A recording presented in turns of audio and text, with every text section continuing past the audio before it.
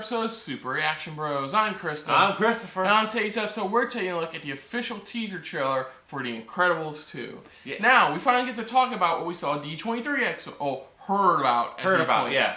D23 Expo, which was, it pretty much almost immediately takes place after the event. Where it ended. Where it ended in the first movie. With, what's his face? The Underminer. The Underminer, yeah. Yeah, I remember the name of it because they made a really crappy beat 'em up game for it. Yeah, for like a sequel, like a follow up kind of. Yeah. Voiced by the infamous John Ratzenberger. That's right. Now, I think the only cast member not coming back is the voice of Dash, right? Yeah, because Dash pretty much was you gotta realize it was a kid, so they had a pretty much the other guy who actually played him. He grew up, and since it immediately takes place afterwards. Yeah. Now we don't know what we're expecting from this. This is hands down the most. I can't believe I'm saying this for a Pixar movie. The most anticipated sequel for Pixar. It's just, I guess it's that superhero comic book movie mindset. That's what where it you is. want a sequel. Yeah, because when this first came out, everybody loved it. Everybody freaking loved it, and they kept demanding for a sequel. From what we heard, there is a new big villain. They didn't unveil a new big villain, right? I believe so. I don't know. I haven't really been keeping up with that part. They did confirm they moved. They live in more of like a secluded forest area this time around. And this time the story is more focused on Elastigirl. Yeah, the mother. Because this time, what's the father's name? Oh crap, Mr. Incredible. We'll go with Mr. Incredible. It's gonna be a stay-at-home dad for Jack. Yes. Spoiler alert, I guess, for a movie that doesn't even come out till next summer. It's next summer, right? Mm-hmm. I guess spoiler alert for a movie next summer. They did show a clip from the movie showing how the first person to find out about Jack's shape-shifting abilities is the father. Finds out that the child has abilities. Yeah, like there's a whole scene where he's watching like a cartoon about cops and robbers. He sees a raccoon out there and then like shapeshifts, I believe, into a cop or a raccoon or a robber and chases after him, and this is where the dad finds out. See, this is what we're trying to figure out. Everyone, just like in the last one, even in the little short that they had as well, everyone's still trying to figure out what specifically is his ability. I'm sticking with shapeshifter. I'm thinking the same thing too. This is going to be a shapeshifter, but I didn't know. Here, I'll put more context on it. A shapeshifter, but with every form, there's different abilities he gets. Yeah, there's different. Because remember, in the Jack short, for some reason, one form let him phase through walls. Exactly. Yeah, so I think he's some form of shapeshifter. That's my prediction. So, but like you said, this one's going to focus on Elastigirl this time. Yeah. And of course, focus on the kids as well. But mainly, Mr. Incredible is now a stay-at-home dad. Yeah. I know, and the mode they've already confirmed is returning. I don't know. They never confirmed the villain. They didn't confirm the big villain. They haven't really confirmed the big villain. They also did confirm that Samuel Jackson as Frozone will be returning. Yes. Where is my super suits? I'm sorry. I guess before we get started, who's directing? I believe Brad Bird is coming back to direct. Brad Bird is returning. Now, for those who don't know, he did the first one. And he did that really good Mission Impossible movie. Ghost Protocol. He did that one. Wasn't that like his first live action movie he's ever directed? I think so. I'm not too sure. Well, anyways, he's a phenomenal. Did he confirm writers at all? I didn't read about who's writing this. I'll look up after the teaser. Or just later on. Later on down the but let's just dive right into this. This is a very short teaser. Because I'm pretty sure they're going to put this right in front of Coco, because they usually drop this before the new movie comes out. Yeah. But that used to be their tradition, right? They would always tease the next Pixar movie with the Pixar movie you're watching. Yeah, they always do that. So, and they always release it ahead of time, which is perfect for a lot of reactors who want to see, and a lot of other studios follow too. Like Marvel does that now on occasion. Yeah, so let's just dive straight on into this for Incredibles 2, the official teaser trailer. So here we go.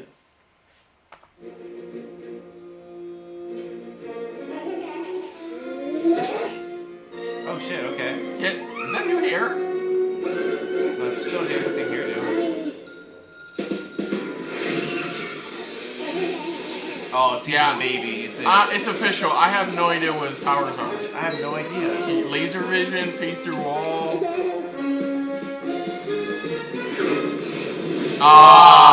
Cute. Oh, just Incredibles too. Hey, you powers! Baby! Yeah, baby.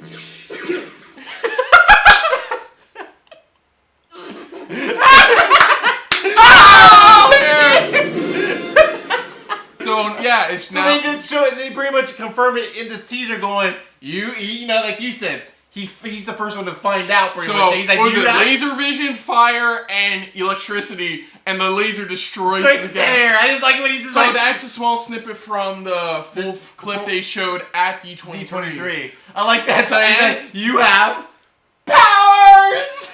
So now it's just Incredibles 2. Yeah, they just calling it Incredibles 2. There's no tagline. Oh, come on, you gotta go with me. It went from the Avengers to just Avengers. So that's thoughts. No. I like it. It looks good. They're only giving us a brief tease. They're not showing much. You know, this is I'm hoping they don't show like a full trailer for the premiere of Coco. And this is just a tease, pretty much of what's about to be. It doesn't look like it. This It felt doesn't like feel an like actual trailer. It's just giving us a tease of, guess what? This is coming. This is the next film to watch out for. It is being written by Brad Bird as well. So, Yeah, so- he's writing and directing this one. This is his baby. We forgot. This is his baby. This is the one that. Like, This is his Jack. Essentially, it's his Jack, and this is like the most fan requested sequel for a Pixar film that everybody wanted. Yeah. So, I mean, I'm gonna see it. You're gonna see it next summer. I'm gonna ask you because I'm not in this realm. How when you saw the first movie, how much did you want a second one? Did you want a second one? Did you want to just go on? Because I know back then you had that philosophy Pixar had about doing sequels, and I know people wanted a credible sequel, but instead we got like 2 more Toy Stories with a 4th one on the way for some reason. We got a second Finding Nemo movie. Yeah. I mean, what's your mindset going into this? When I first, like I said, at the time, I did like how Pixar's mindset was at that time, which was that, you know, if we're gonna do a sequel, we're gonna make sure we have a story for it. And I think for this, it took them a while, only because they wanted to go down their list. But for me personally, I really, after watching it at first, I'm like, I was like, I wouldn't mind a sequel, but I would rather wait, give it some time until they have a really good, strong story for it. Because it's like, it's a type of thing where it's like, okay, this is good, but they have to follow up really even good. Even better, I mean. Sorry. Okay. So do you think them going with... Do you think that philosophy kind of damaged them when they decided... And not the sequels, not the not-so-good movies they did. Like, The Good Dinosaur wasn't very good. Okay, we're going to sequels then, screw it. Cars 3 was alright. You know, do you think that philosophy of just because you have another new story, you should do a sequel or should you do a brand new movie? Shouldn't you have to wait a while before like refining? I think with Pixar, they need to go back to their roots and look what really made them, and that's what was the story. They have the animation down packed.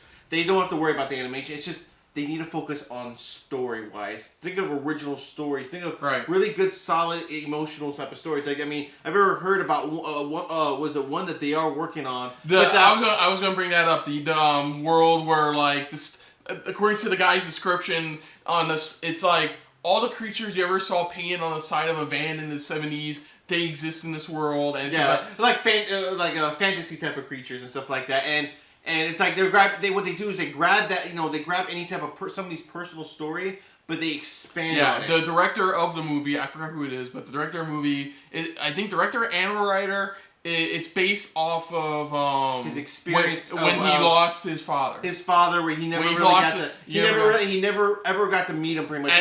And the story is about essentially two brothers trying to find out what really happened to their father and who he really was, pretty much.